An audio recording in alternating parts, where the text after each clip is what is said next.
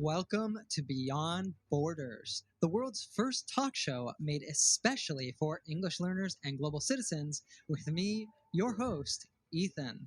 In every episode of this show, it is my job to guide you outside of the classroom and into the real world with life changing insights from some of the world's best teachers, language learners, innovators, and leaders, all here to help you unleash your highest potential in your English and your life. So if you are ready to join our movement of millions and together create a world beyond borders, then let's get started with the show.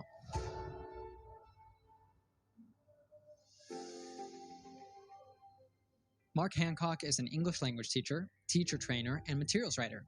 He has more than 30 years of experience teaching English and presenting at conferences all around the world. Mark believes that teaching and learning a language can and should be an enjoyable experience. He's a specialist in English pronunciation and has published an award-winning series of books to help teachers make pronunciation a fun and memorable part of the classroom.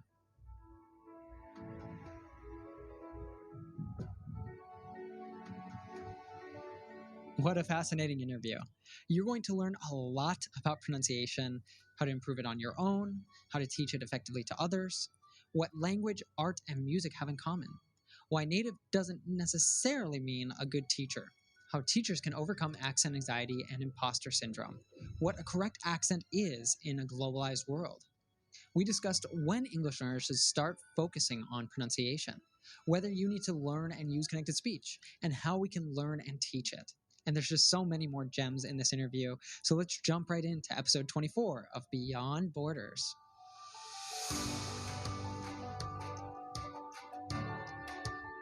So, Mark, welcome to the show.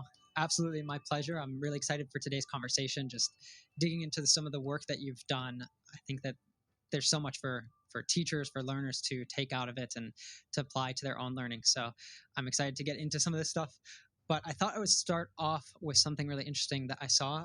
You dabble in oil painting. Oh, yeah. And, I don't know a lot about art, but it seems like you're quite skilled.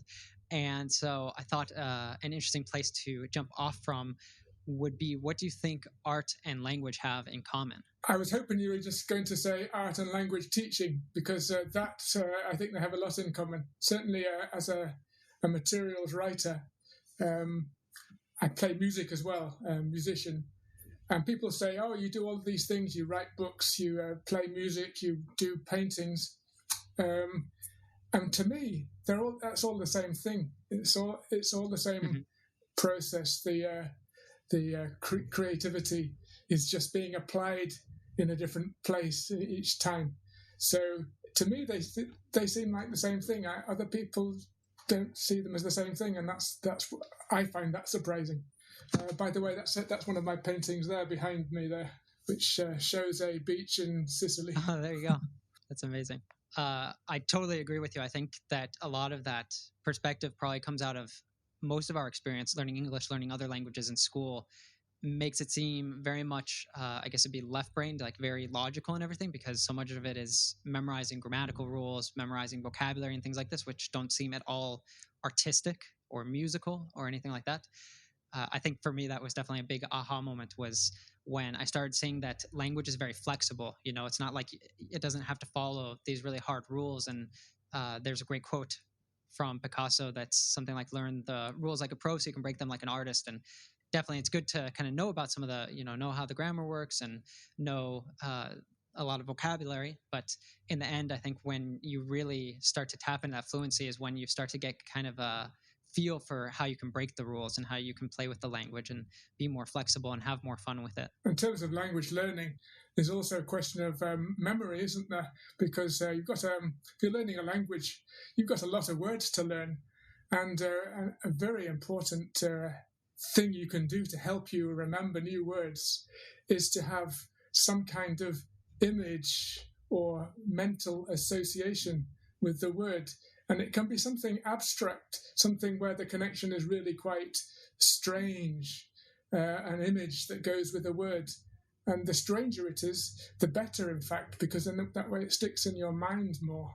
So if you're trying to remember some new words, try associating them with an image or some memory or some some connection that's personal to you, and that way you'll be able to retrieve them from your memory when the time comes. So that's a bit artistic as well, isn't it? Thinking of those connections, that's artistic as well. Most definitely. It definitely requires a lot of creativity.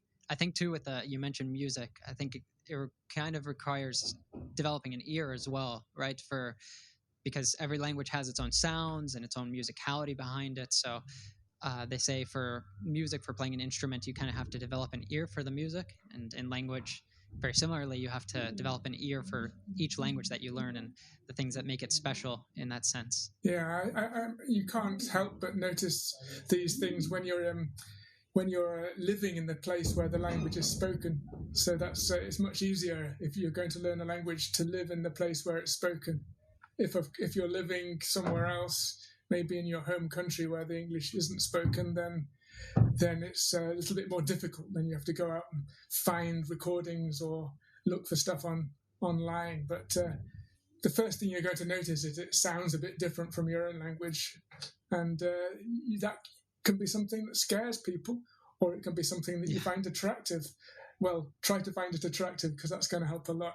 Yeah, I think for some people it really requires them to step outside of their comfort zone, because it's, especially when you're trying to reproduce those parts of the language, it's very awkward in your mouth. It makes you feel like a child again, because you never have to think about that in your native language. And so it puts you back in that place of when you were a kid, and you have to try to do things with your mouth that are uncomfortable, and you have to maybe try to meld into the accent or the musicality behind it a little bit, which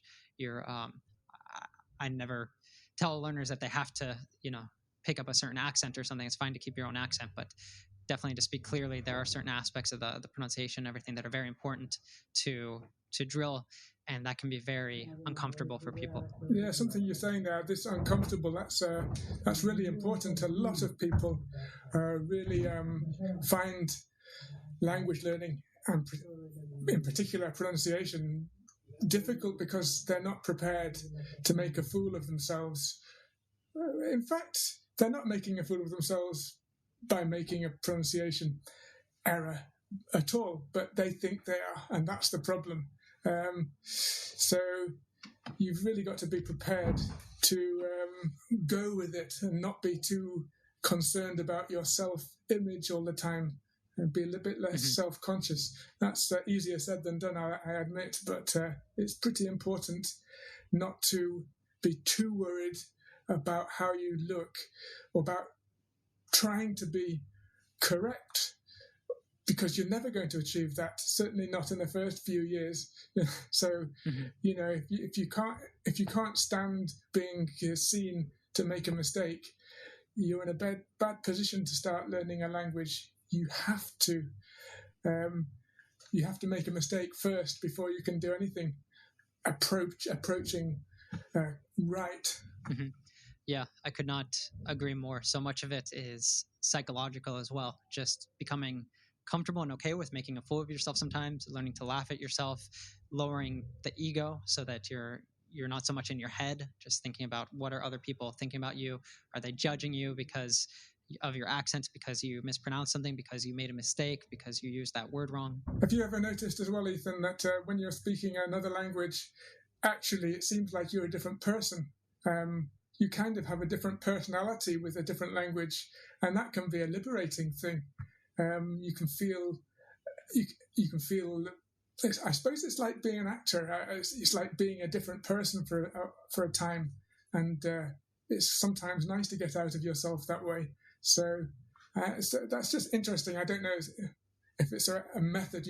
I wouldn't call it a method for learning, but it's a byproduct of learning another language, is that you get this opportunity to experiment with being a different person. Yeah, I think you can really lean into that too, because some people, again, it's this discomfort comes up and they want to distance themselves from that, or it's part of them's being split off or something, or they feel like they're losing a part of themselves. But if instead you really lean into that and accept it as part of it and have fun with that, then it can be, as you said, very liberating. Because I think for myself, I found this very helpful, because I think in English, especially when I was younger, I was very shy. And with learning other languages, because so much of it has to do with socializing, with using the language, with meeting people, that I kind of leaned into that other personality. And I said, okay, well, the Ethan that speaks Portuguese, for example, is going to try to adapt more to that culture and be more social and more open and stuff. And I found that to be immensely helpful to kind of overcome that initial shyness that I would usually have if I were in the same situation in the United States. Is that something you were able to do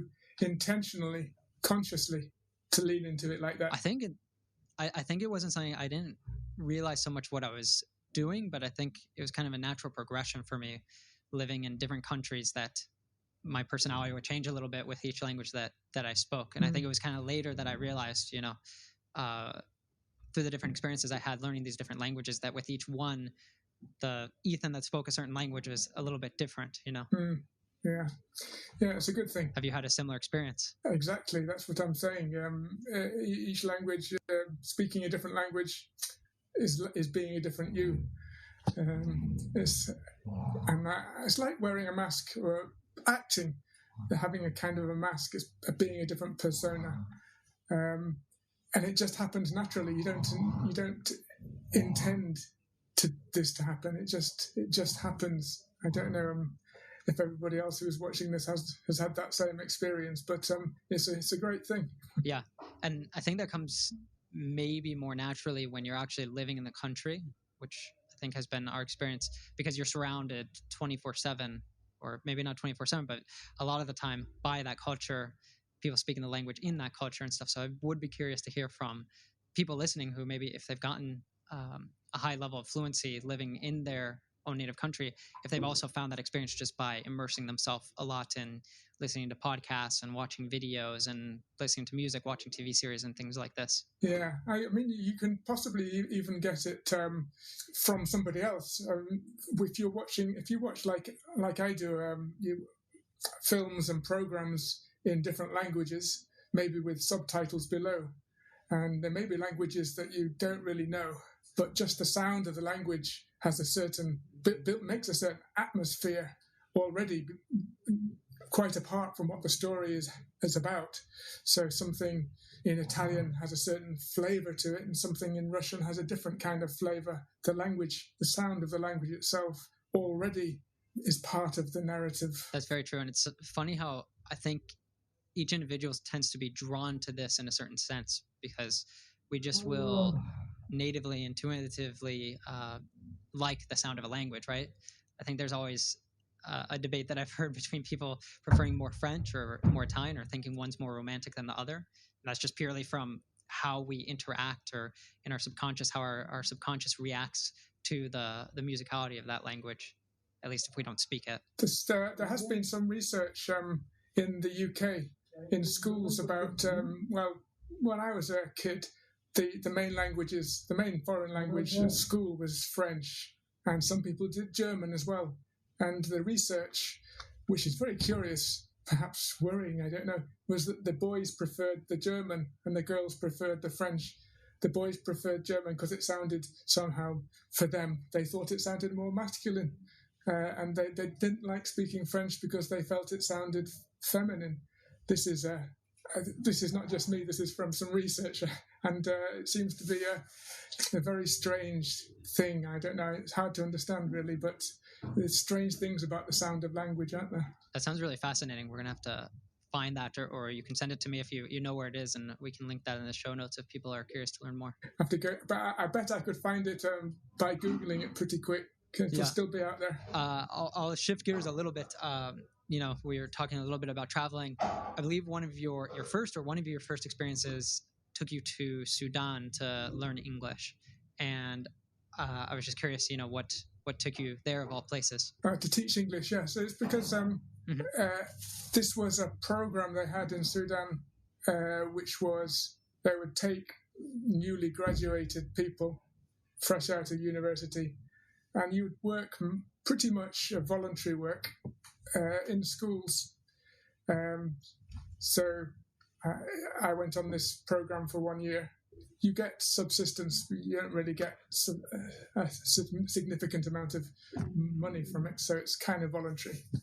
So the program was available. Plus, I had actually been to Sudan previously, and I wanted to spend a bit more time there because I liked the place, and I had studied Arabic a little bit, so I wanted to practice my Arabic I found out that the Arabic in Sudan was completely different from anything I'd learnt anyway, so had to start again from scratch. But yes, I wanted to go to Sudan. Great place, great people. What was it that drew you to Sudan, or do you have any stories from maybe the first time you went there that just kind of gave you this wow experience that made you want to go back? No, it's just it's so different.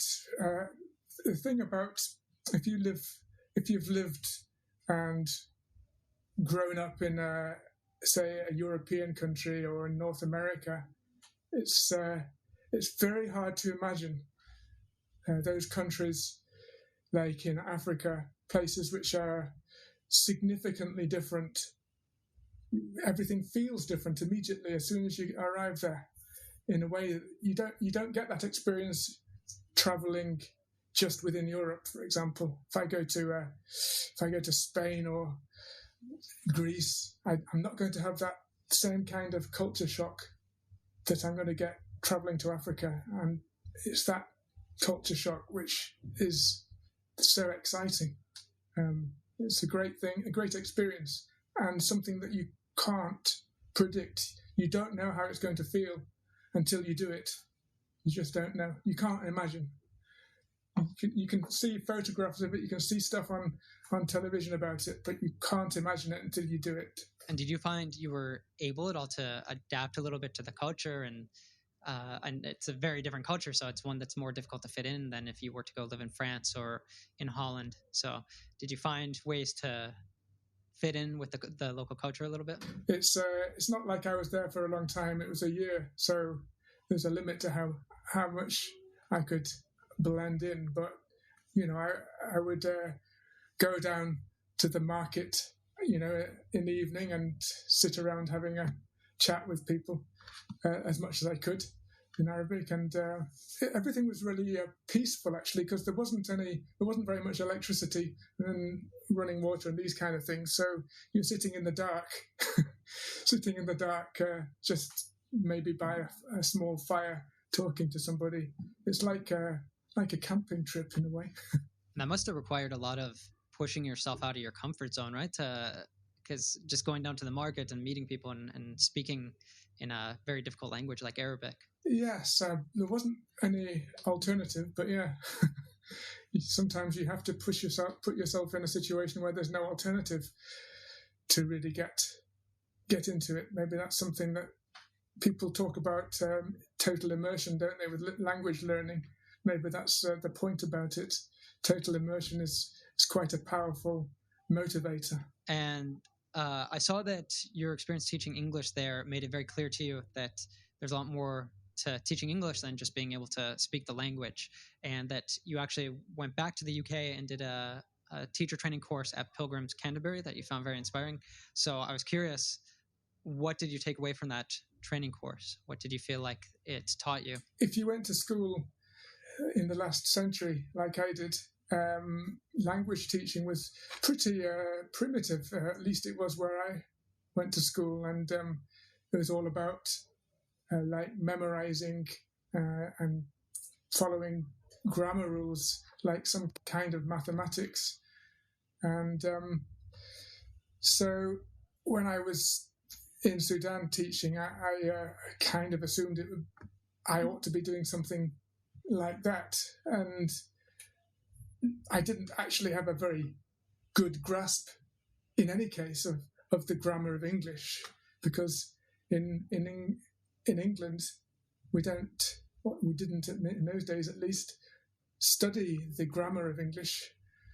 In English class you would be doing literature, so many of us were out there in the world teaching a language that we didn't know anything about.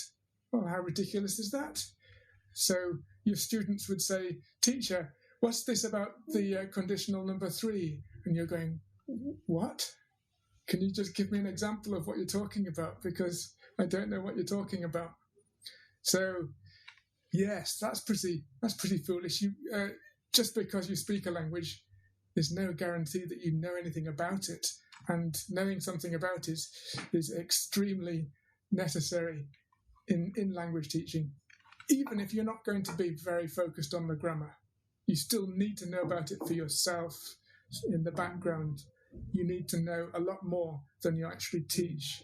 It's like the tip of the iceberg. The stuff you teach is like the tip of the iceberg, and all of the stuff below the water, you have to know that stuff, even though you don't necessarily show it off to your students. It needs to be there.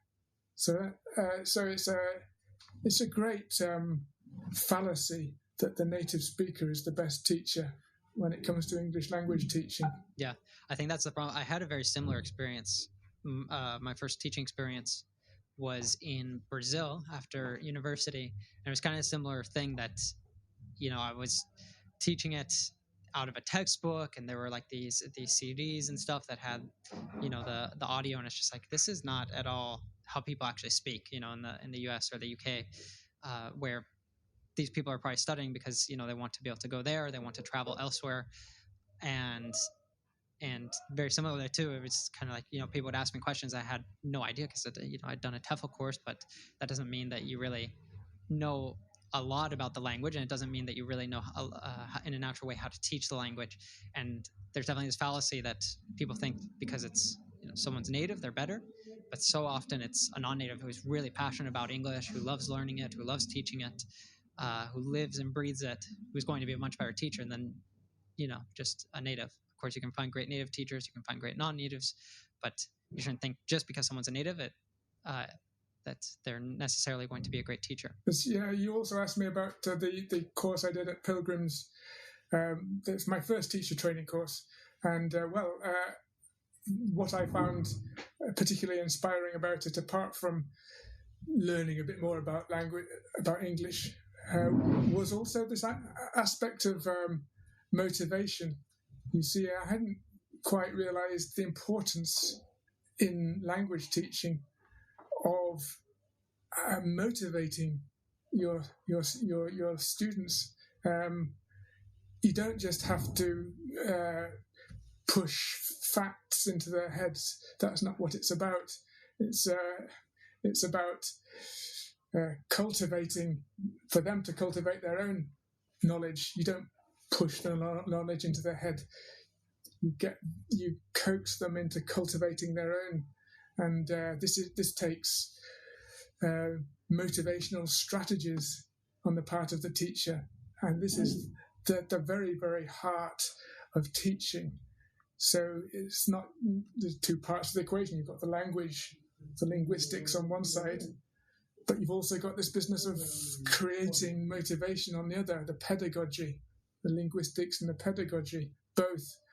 Before, when in Sudan, I had neither of those things, so I was doubly handicapped. But at Pilgrims, I learnt about this pedagogy part of it, which I hadn't appreciated even existed.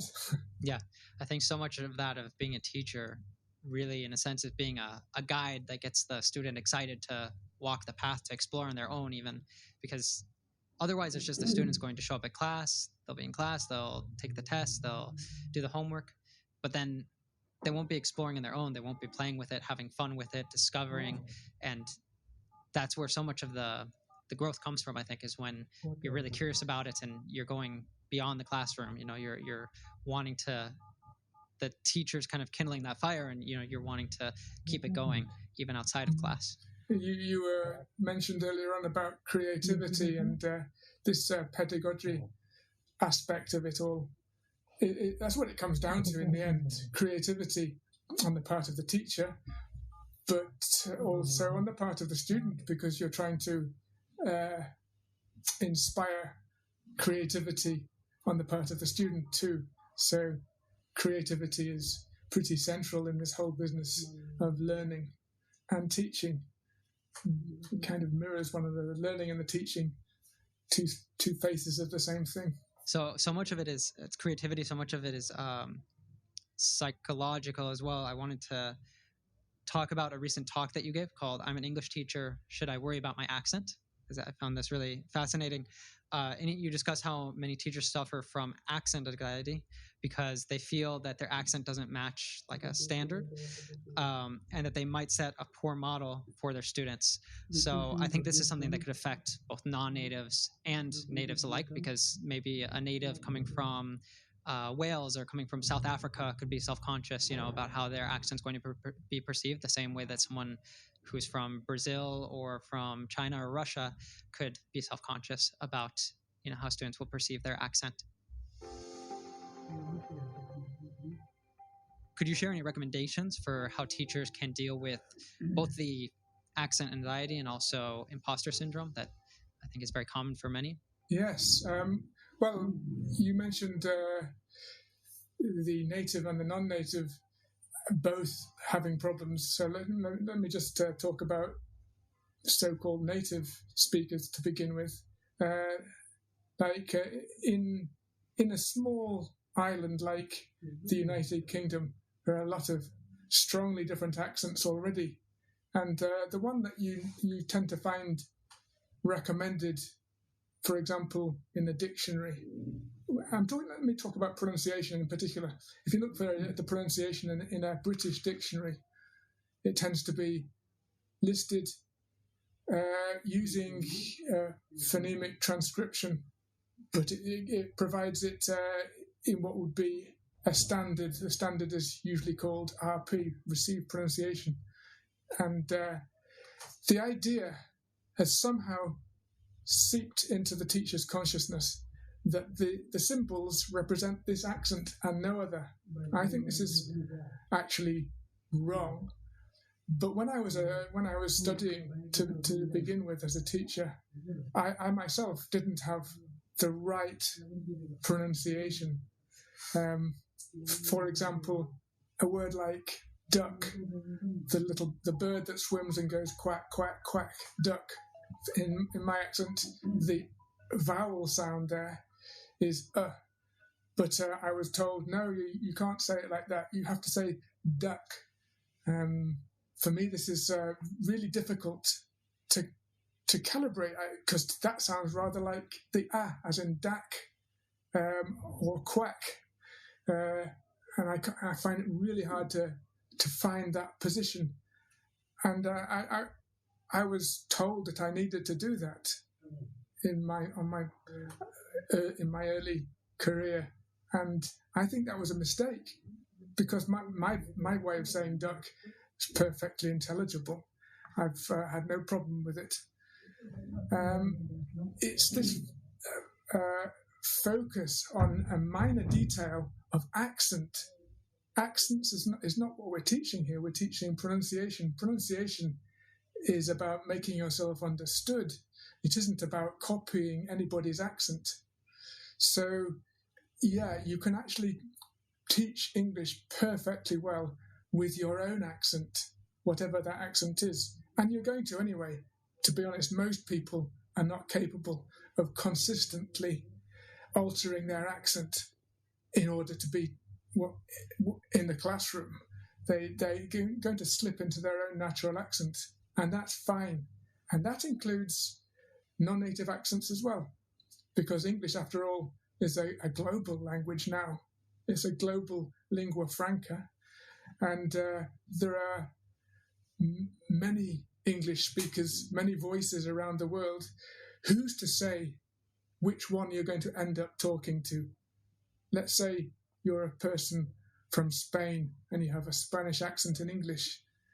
You may end up speaking to an RP speaker from the southeast of England. You may, but you probably not. You'll probably end up speaking to somebody from Slovenia or some other part of the world who in turn will have their own accent. Does that mean that you're going to have to learn Slovenian accented English in order to speak to them? It does not mean that at all. Of course it doesn't mean that. It means that everybody simply has to be a bit more tolerant of accent variation, because that's the world. That's the world. It's a global community. We have to, we speak locally, we understand globally. That means our tolerance as listeners has to be much bigger than our capability as speakers. And given that fact, then doesn't matter what your accent is if you're going to be a teacher. It doesn't matter. Your model of English is no less valid than anybody else's in this globalized English as a lingua franca. Yeah, I really like that, because I think too, so much of it is going to be, hopefully this student, again, it's getting out of the classroom and going to experience different ways of saying duck, or, different ways of saying a word like schedule. That in the US we'd say schedule. I think some British people might say like schedule or something like that.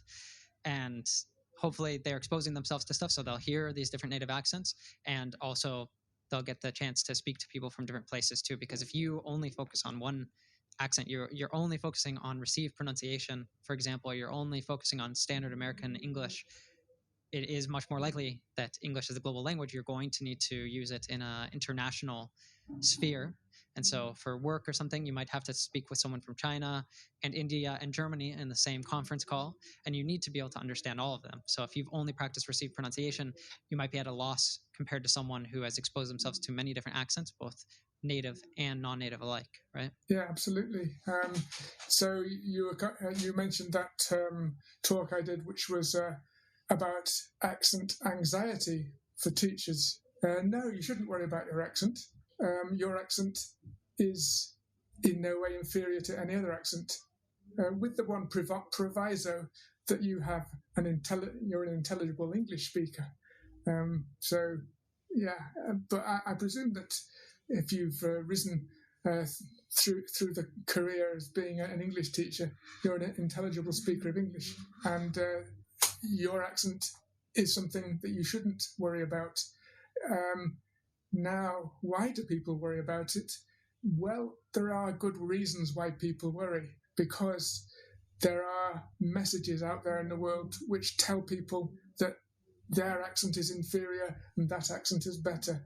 For example, a lot of language schools advertise, we have native speakers. And so the idea is that the people passing by in the street, they see the school with this advertisement saying, we have native speakers. And they go, oh, that must be a good thing. Let's go to this school.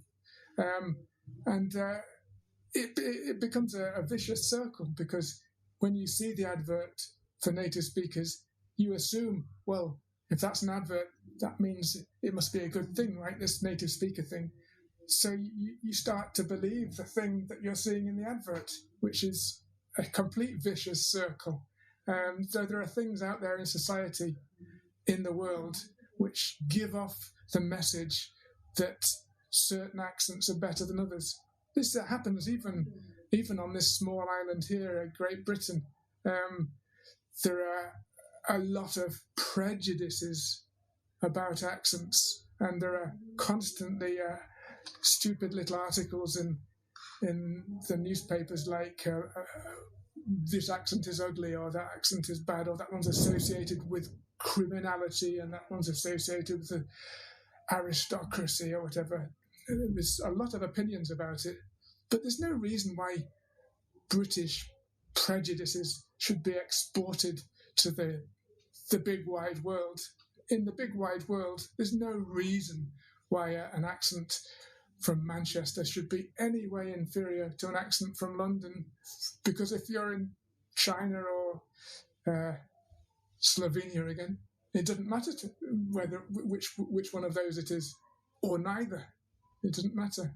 So I have a feeling that accent prejudices maybe started in English-speaking countries and got exported along with the language, with the English language teaching profession has carried the poisoned message to the great world. I think it's time to cut that link. Yeah, it's amazing too, because I think many learners can't even tell the difference between, someone from Wales or Manchester or Scotland even. And so it's kind of like a very, it's not so important in the end which accent you have, because it's the global language and stuff, and it's the intelligibility, as you mentioned. Another thing I'd asked about was imposter syndrome, because I think so many teachers are suffering from this, and even maybe someone is thinking like they'd like to become an English teacher, but maybe they don't, or maybe they're scared to. because they're afraid of this. They're afraid that, they're going to be judged because their accent, they're going to be judged because they're a non-native speaker, but they're really passionate about the language and they could bring that passion to the classroom. But because of all these maybe preconceptions and stuff that they have in their head, they don't take the leap. So do you have any recommendations or any ideas about overcoming imposter syndrome? Well, yes, actually. It comes from what I said before about English as a lingua franca. English isn't like other languages now. So let's take a language which is unlikely to be spoken outside the country where it's a native language, like, for example, Italian. Italian isn't hugely widespread, globally speaking. So if you're learning Italian, it's probable that in your mind you have this woolly image of being in Italy. You probably don't think of yourself as being in Florida, for example, when you're learning Italian. You're probably imagining yourself being in Italy. So there's a strong link between the language and the country. It's there in the words, Italy, Italian, Italy, Italian, bond. And that bond still holds true to a point. But with England, England, English, England, English, no. There's no way that you can say that English and England are the same thing anymore, like Italian, Italy. You, as an American, you know that perfectly well, of course. But anybody in the world now owns English. So you mentioned Brazil before. A Brazilian English speaker is no less an owner of that language than me or you. Because it's a global language, it's a global lingua franca. It belongs to everybody who speaks it.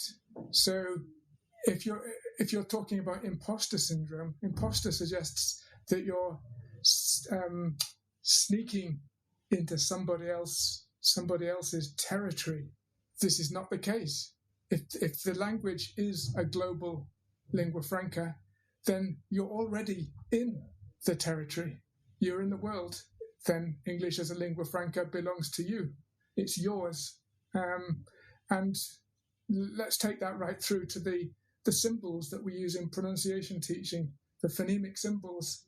If we take this point of view of the ownership of English being global, then those symbols represent your accent.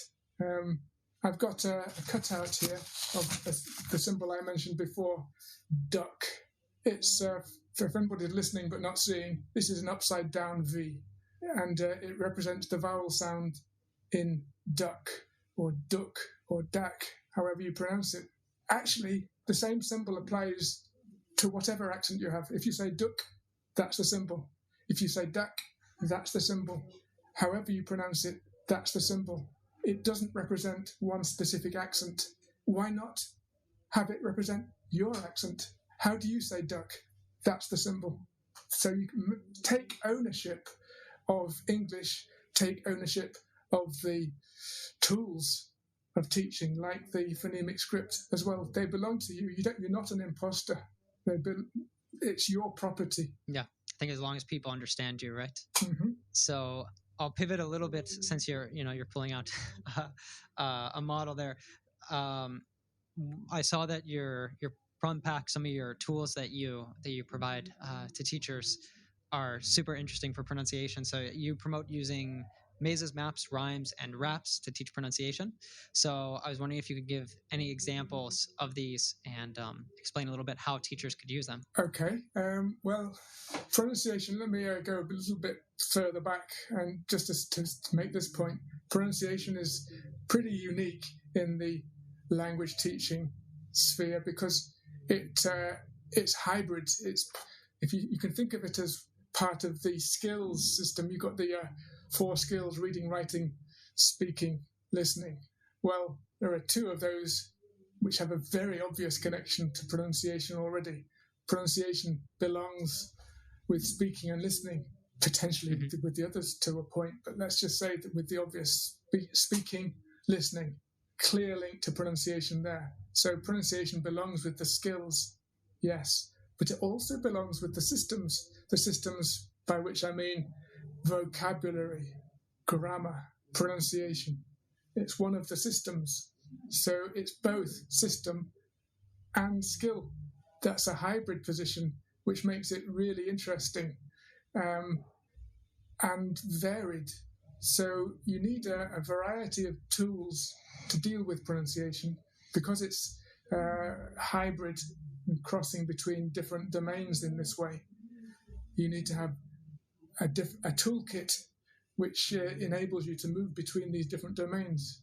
So you can't just have one strategy, one tool, one activity type. For example, you can't just go, repeat after me, blah, blah, blah, and that's your only pronunciation tool. No, you need to have a range of tools. So this is reflected in this mazes, maps, rhymes, and raps. Each of those are shorthand for a category of pronunciation activity type.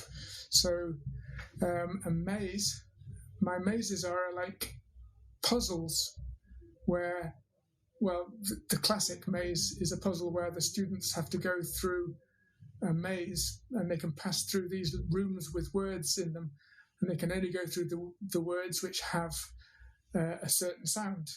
So you could have, for example, ch. Let's say you're focusing on ch.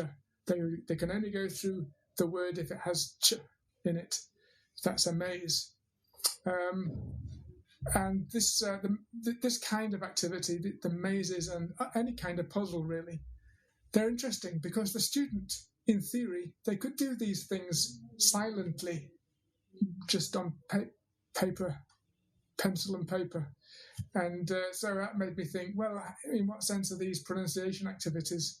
Because they're not actually speaking. And that made me think, well, actually, pronunciation isn't only about making sounds. There is a part of it which is cerebral, mental. So pronunciation is part cerebral. And you need to keep that in mind. And if you want to focus on something which is to do with a pattern in the language, then you need this type of activity. But then there's another part of pronunciation which is about accommodation, about making yourself understood to another person. We often use minimal pairs for this. So, for example, words which are distinguished by one single phoneme, and you have to get the meaning across to the other person. I don't know if I'm allowed to use taboo words here on this podcast, but you've got pairs like shit and sheet. If you get the wrong vowel sound in this kind of words, you're going to end up saying something completely different to what you intended.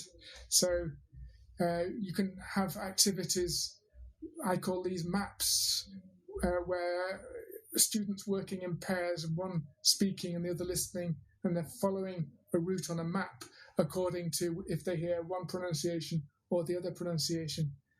And this is all about focusing on getting your meaning across. So you'll notice that there's no right or wrong in this. Either you and I understand each other, or we don't. Either the communication succeeds or it fails, and neither of us is to blame for this. It's a mutual thing. So the map type activity is great for focusing on this interactive aspect of pronunciation. And then there's the rhymes and raps that you mentioned. The rhymes and raps are great for like drilling type work, practicing getting your mouth around it. And they also stick in the memory like a earworm, something which sticks in your memory. I mentioned before the shit and sheet difference, the E. So I'm just going to do a rap for you, which I often do, to focus on this difference in words like fit and feet, bit, beat, and so on. And it's got plenty of examples of these minimal pairs in it. So it goes like this. You won't get fit just sitting on a seat. If you want to get fit, got to get up on your feet. Don't fill that seat, got to move a little bit. Kick your feet to the beat, feel the heat. That's it. So you do things like that. You do it, and then you get students to repeat line after line with you, and then you get students doing it where one half of the class say one line and the next say the next line. Different kinds of formats like that.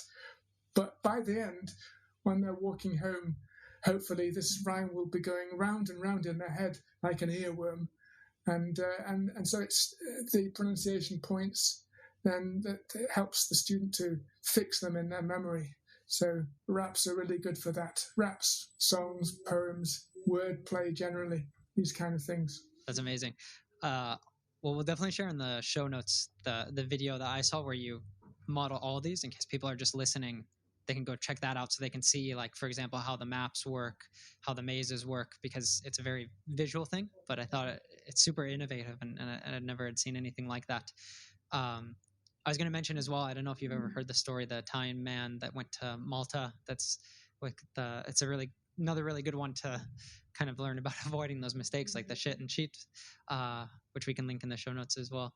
But one of the things I wanted to follow with here is where does this fit in on the English learning journey? So the timing of it. Do you recommend that it's taught early on? Should it be, someone's starting off from the very beginning, or a teacher has a classroom full of people starting from zero? Should they already be teaching them about the pronunciation, or is this something that you recommend that comes a bit later on?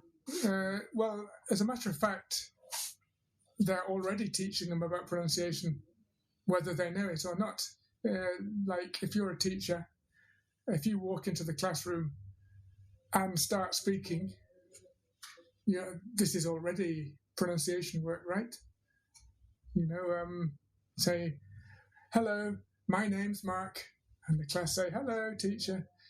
Well, hello, they're already learning pronunciation. It might not be flagged up as such. You can't do language without pronunciation. So yes, you start from day one with pronunciation, whether you like it or not. I don't know if that's actually answering your question, though. Well, yeah, I meant more in a sense of deliberately avoiding certain pronunciation errors, like the ones like, sheet and shit, like this I sound. Many learners don't even hear it because it doesn't exist in their own language, and so they hear you say shit, and they're hearing sheet, or they don't hear any difference between those two. Would you do some of these exercises early on so they can start to distinguish those sounds that don't exist in their native language, or is it something that you tend to use as like an intervention later? No, I could see that being done early on, but it depends on the specific point you're talking about. You're talking about a distinction between two vowels there, and that might come somewhere in the elementary level. That distinction. There are things like the correspondence between spelling and pronunciation, which inevitably is going to come up with any class where you're using the written form of English. So any class apart from very young learners, probably. There are plenty of what might be pronunciation errors, which actually not pronunciation errors at all. They're reading errors, if you like. Let's take the example of bear and beer. Bear being the animal, beer being the drink. So many learners say beer for the animal. And what they're doing is perfectly reasonable, because the EA, the EAR combination would usually be indeed that pronunciation. So what they're being misled by the spelling. They may be able to say bear perfectly well. They just don't, because they're misled by the spelling. So this kind of spelling-induced error, you'll be dealing with that right from square one. Students will need to be aware, for example, of the fact that some letters are silent. So you still find students way up in intermediate who want to put a B on comb, or lamb or lamp for the meat. The pervasiveness of the written form, it sticks. It's as if the student has a kind of a mental image of the word written down coming up in their head when they say it. It's very, very hard to overcome that sometimes. But yes, that's going to be there from day one of your lessons if you're teaching English in a environment where the written form is present. So anything except for very, very young learners. Mm-hmm. I think that's something that's been absent from most of our experience in the traditional system. And I mean, that was marked on me from a pretty early age, because in high school I took 3 years of German. And then I went, so I should have been maybe at the intermediate level. I went over to Germany for 6 months studying abroad. And when I first arrived there, people couldn't understand me at all, because I had never been taught the pronunciation. And there's all these sounds in German, which, don't exist in English. My teacher had never focused on teaching that. And so a lot of times I had to write things, and then they would say the correct pronunciation. And so over time I was able to get it right and adapt and to be understood a lot better. But it's like, if you've never learned this at all, if it's never been taught to you, or you've never focused on it yourself as a learner, then you're going to be missing that intelligibility factor potentially when you actually get the chance to start speaking with someone. Did your German teacher actually speak German in your lessons? Yeah, I think she spoke quite well, but she was an American, which again, you can be a non-native teacher and be absolutely great, but I don't know why she never. I mean, I think from like very early on, it would have been good to teach like the sound, for example, which is very important in German. That does not exist in English. But no, we were perfectly fine getting by. You as a student, did you not notice the? I don't think so. No, it's hard for me to remember exactly, but I don't remember ever having any pronunciation lesson on like, this isn't, for the word I, for example, is ich. And, not saying it's not ich, it's ich. And that was like something I remember very early on. My host mother taught me to stop saying ich, because it maybe can be understood if you realize you're speaking to an American, but in general, it doesn't sound right to the German ear. Now, it's amazing to me that you could go through 3 years studying German, and your teacher saying ich every day, and you hearing ich, which is an interesting point. It's an interesting point that sometimes the listener hears what they expect to hear, and so your teacher is saying ich, but you think that the teacher is saying ich. You somehow filter what the message that is coming in your ears. You filter it through your own language, and what emerges is something which is what fixes in your memory is actually a version, an anglicized version in this case of the other language. This happens a lot, and part of what pronunciation teaching is about helping students to hear objectively. Here's an example from teaching in Spain. I would say, no, the past tense of walk is walked, not walked. And the students go, yes, walked. And I say, no, not walked, walked. And they say, yes, that's what I said, walked. They're saying it with the id, but when I say it without the id, walked, they believe that they can hear the id. And so it's a question of how do you oblige them to notice that there is no second vowel there, walked. So a lot of the skill involved in being a teacher is finding ways to kind of kick the student out of this complacency where they don't simply hear things as they expect to hear it through the filter of their own language, their own first language, that they hear it, they somehow become more objective as listeners. You need to find ways of kick-starting that. Maybe pronunciation is more about listening than it is about speaking in the end, because you can't actually learn pronunciation unless you can be a bit more objective about hearing it. So, yeah. One thing I like, for example, with walk it and walked is put it in a short phrase like walked up the hill. Right? You can just go round and round in a micro loop. Walked up the hill, walked up the hill, walked up the hill, top the hill, top the hill, walked up the hill, walked up the hill, walked up the hill. If you say it over and over and over again, and your students join in and they kind of chant, it starts to sound really odd. The meaning disappears, and you're left with simply the sound substance, and then you're going, does it really sound like that? Wow, that sounds weird. And that's a good aha learning moment, when the student starts to find it weird. Really? It sounds like that? I'd never noticed that before.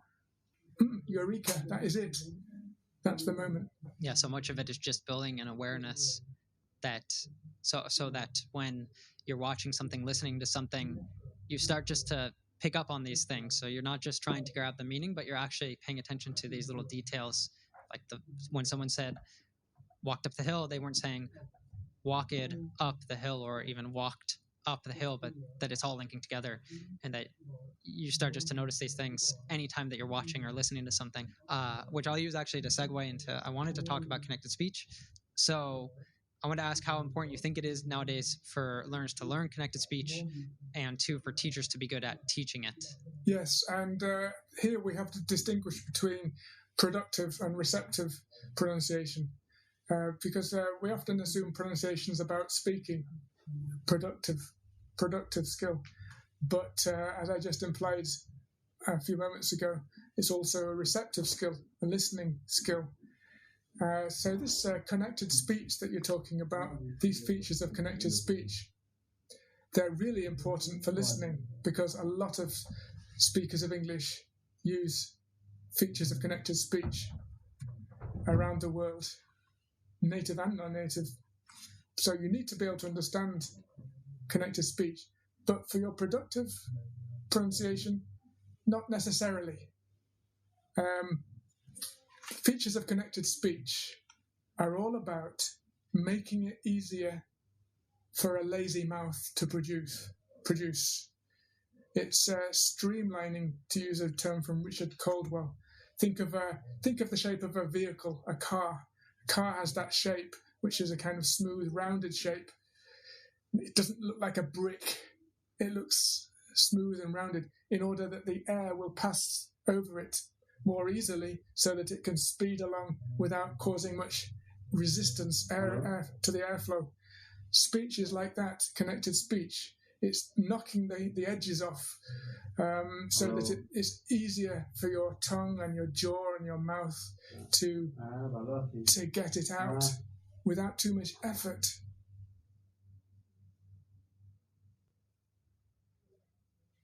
So it's not about intelligibility. Connected speech is not about intelligibility. It's not about making yourself understood. It's about just having an easier life. So if you're in the business of trying to make yourself understood, and making yourself understood is paramount, then you don't need to worry about using connected speech. Actually, it doesn't make you any more intelligible. It may actually make you less intelligible, as Jennifer Jenkins pointed out. So, yes, connected speech, really important for listening, less important for speaking. I'm actually writing a book on it at the moment, so this is very much on the surface of my attention. And just because it's principally for listening, sometimes you might teach it, you might even drill it productively. But the idea is not for them to speak that way, but it's a saying it is sometimes the best way of hearing it, strangely enough. Sometimes you get a real aha moment when a student says it, and then they can hear it for the first time. That happens too. But yes, connected speech, important for listening. And the second question I asked, which is kind of hard to double questions to remember, but how important it is for teachers listening, how important is it for them to become good at teaching connected speech? Because maybe it's something a lot of teachers ignore in their teaching. I think it's really important for teaching the receptive aspect of pronunciation. So a teacher who doesn't have a lot of features of connected speech in their own English, that's fine, but they need to be aware of it. They need to be aware of it in a, mentally, let's say. They need to be able to analyze it and point it out to students. For example, in a recording, they could point out, look, did you hear how this person said that? This is typical people. Let's say gonna instead of going to. Now the teacher might normally say, I am going to the capital city next week. That's fine. That's intelligible. If they don't say, I'm going to Washington next week, that's fine. I'm going to Washington is just as intelligible, if not more intelligible, than gonna. But the student's likely to hear gonna sometime in their future, and then if they're not aware of it, it could make it very difficult for them to understand what's going on. So the teacher needs to understand intellectually, needs to be aware of this. They don't necessarily need to say it that way themselves in their own speech. It's very useful for a teacher to know this. So it's worth studying if you're a teacher, I think. And if people want to read that book that you're writing, how will they hear about it? What's a good way for them to know when that comes out? There's social media. I've got an Instagram page, Mark Hancock Pronunciation. Mark Hancock Pronunciation. There's also on Facebook, Hancock MacDonald. There's my LinkedIn page, Mark Hancock on LinkedIn. So there's the social media. It'll appear on the Pronpack website, pronpack.com. So that's another place where it'll appear. Great. Something else I thought, because we talked a little bit about language learning, is if you were to start learning a new language tomorrow, what would your first week of learning it look like? As we're recording this podcast, we're still basically under the influence of a global pandemic, and it limits the possibilities. When the pandemic started, I began learning Greek using some CDs, which were something called the Michel Thomas method, which is where you're learning a language without using any written form at all. You just have a bilingual person on the audio saying phrases and building up the language just through the sound, so you don't have to go around with the books. It's a great thing if you're doing some exercise, going for a walk or whatever. You can have the audio going. So I was learning Greek for a while, and then when the pandemic just carried on and on, I looked like I was never going to get the chance to travel to Greece to actually put it into action. So I decided to start on Welsh, which is only about 3 miles from where I live. So Wales is very nearby. I thought, so maybe I could try learning some Welsh. So I started trying to learn Welsh a little bit using some CDs as well, or some audio material. But I have to confess, I haven't got very far with that. There is a slight problem with learning Welsh, is that as far as I'm aware, there aren't any people who speak Welsh but not English. It's a great problem for English speakers actually learning other languages, because so many people in the world speak English and moreover would like to practice in many cases. That you're learning Spanish, and you want to go out and speak Spanish, and they hear you and they recognize that you're an English speaker, and they start speaking English back to you, and so you don't get the chance to practice. We do have that problem a little bit, don't we? Yeah, you might have to find a teacher or something to help. But I speak Catalan as well, and a lot of people I know you kind of use that excuse too for Catalan, that similar to like Welsh. Every person that speaks Catalan, I think there's virtually no person who speaks Catalan and doesn't speak Spanish or doesn't speak maybe French or another language. So a lot of people will use that excuse that live here for a long time and speak Spanish and stuff, but haven't learned Catalan. Yeah. But I found that that also made people very, very curious. You know, why do you want to learn Catalan and stuff like that, and therefore like very open to helping. So maybe it's in a sense, don't know if it'd be the best metaphor, but like a double-edged sword in the sense that people might want to switch a lot, but learning a language which is not necessary to learn, like Welsh or Catalan, could be a matter of goodwill rather than intelligibility, if you see what I mean. Yeah, it's showing goodwill. I think in a sense it fits to your own interests. And we talked about like the musicality and the culture and everything like that behind language. So I think too, English is a very necessary tool for most people in the world, but other languages like this, obviously Catalan's not a very pragmatic language to learn because it's spoken by something like 6 million people. But because I love the culture, I love Barcelona, I love the people here and the lifestyle here and everything, for me it is a practical language. Well, you do live in Catalonia after all, so you live in Catalonia. Yeah. Maybe you wouldn't learn Catalan if you lived in California. I don't know. You'd have to definitely be more of a hobbyist at that point, but most certainly. So well, want to make sure we end on time so we can jump into a quick game. So calling this one Rhyme Story. We've been talking about rhymes today, so I thought that could be kind of like a fun way for us to end today.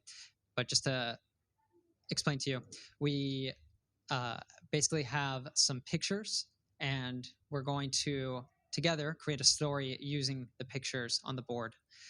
So for each picture, each of us will need to say one line at a time, but then the next line has to rhyme with the previous one. So I can start out, and then the line that you say will have to rhyme with it. So when I was on safari, I saw a lion. And I decided it was a good thing to keep an eye on. That was a good one, because you used 2 words instead of one. You can continue the story from there. I'll let you go first with this one. So I decided that it was best to look in an encyclopedia. That's going to be hard. Sorry. Usually I prefer other types of media. I didn't have any meat, but I tried feeding the lion an apple. But the lion said, in apples I don't dabble. No, that doesn't rhyme. Sorry. Apple. Okay, I'm going to just misquote the lion. The lion said, in apples I don't dabble. Oh, there you go. That was a good one. Awesome. We have one more. I'll let you do the honors this time. I knocked and I waited, but nobody opened the house. It seemed quite silent. I couldn't even hear a mouse. I wanted to visit the house because inside I heard that there was a witch that sold potions. And so I went inside the house and I found the witch and I said, I've got a great notion. You can start off with that one. The witch said, today is my birthday. And I said, are you only 5? 6? Are you only 6? She got rather angry and started beating my head with her walking sticks. All right. Lovely stories. So it's been really great, Mark, getting to talk about everything related to teaching, to traveling, to pronunciation. I hope that's also been helpful for the listeners out there. I really highly recommend that they check out some of your resources, especially the teachers. Just before we end, do you have any final asks, any final considerations? Simply that you embrace pronunciation as a thing of joy when you're learning English or teaching English. Don't be scared of it. Make it your own and live it because it belongs to you. Yeah, and I think that's perfect, because when I was digging into the research from today's interview, one of the things that really occurred to me is a lot of these, we talked about many of the different tools that you use, but I think they make it fun, and they make it into a puzzle for the learner instead of making it a listen and repeat exercise or something like this, or just drilling, which many of us maybe have the negative memories of from school if we were taught pronunciation in that way. So uh, where can people find you? You mentioned the socials already, but if there's teachers, they want to find these resources, or even learners who are learning their own, want to try some of these things out, where can they look? I mentioned the two websites. There's the pronpack.com, and there's another website which has more materials on it, which are free to download as well, which I started with my partner, Annie MacDonald. So that's on the website, Hancock MacDonald, where MacDonald is spelt McDonald. Hancock MacDonald, all one word. HancockMacDonald.com. So you can find loads of information there as well about my books and material. Fantastic. And we will link all of those, the socials, any other links and subjects that we've mentioned in today's podcast over on the show notes. So be sure to look for that link in the description. And again, Mark, thanks so much for joining me. I feel like I've learned a lot today, and it'd be great to get to do this again sometime. Okay, thank you very much for inviting me, Ethan. It's been nice talking to you. Right, bye. Thanks so much for joining me today. I hope you enjoyed the interview. You can find all the mentioned links and resources from this show on the show notes at reallifeglobal.com. It is also linked in the description of this episode. If English fluency is important to you, then remember to check out our Real Life app, where you can practice listening to native speech and speak with other learners from around the world, while also discovering new cultures. In addition to that, you can get a full interactive transcript and vocabulary for this interview. You will find that linked in the description, or just search for Real Life English in the Apple App Store or Google Play Store. For now, remember that no matter what divides us, that which unites us is far greater. See you on the next show.